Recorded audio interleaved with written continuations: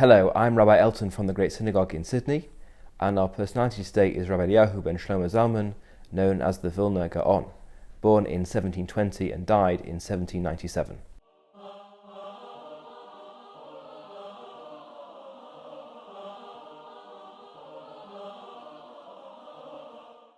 The Vilna Gaon was the most extraordinary rabbinic figure of the 18th century, regarded as the greatest genius to arise in the Jewish world, perhaps for the 500 years preceding his birth and his career.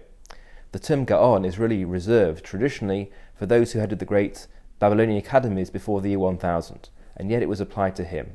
And indeed today, if we refer to the Gaon, without any other qualification, we mean the Vilna Gaon, Rabbi Elijah of Vilna. Well, this is particularly strange because he didn't hold any official rabbinic position.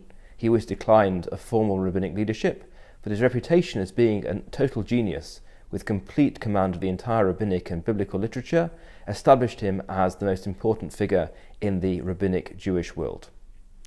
He rejected Chassidut. He was a firm opponent of the Chassidim, founded by the followers of the Baal Shem Tov, who we discussed last week, and instead he insisted on the traditional Lithuanian approach to Torah study and to living in a Jewish way. But in fact, he was also a great revolutionary in his own manner. He changed forever the way that Jews study the text of the rabbinic literature. In the century or two preceding his work, the commentators and the scholars of the Jewish tradition built greater and greater layers, each upon the previous one, in terms of analysing what Jews ought to do and how Jews ought to live. The Vilna Gaon, as it were, swept away all of these many layers that have been built up over the years and returned to the basic sources. He was interested in the Talmud and the other writings of the Talmudic rabbis. He analysed them in philological terms, examining the language. He was keen to establish correct texts. He looked at various manuscripts in order to find out what those texts ought to be. He returned to first principles and analysed them from there. He was not interested in later authorities, their opinions. He was interested in the views of the original rabbis of the Talmud and soon afterwards.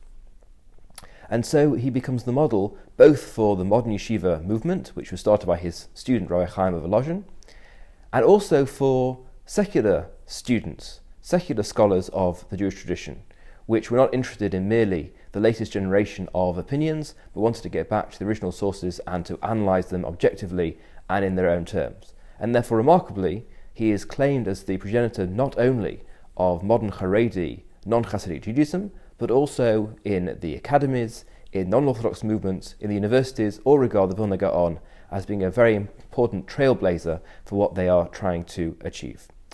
He lived an extraordinarily ascetic life. He would only sleep for a few hours at a time. He would eat as little as possible, and he was very detached from his own family.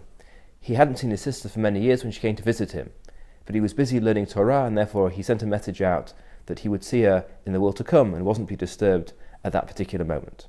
This total dedication to Torah, even excluding every other part of his life, both personal and communal, was all part of his reputation, all part of his mystique, and his picture could be found on the walls of many Jewish houses all over the Lithuanian Jewish world, and many people rejoice in being descended from the Gaon of Vilna, as indeed do I.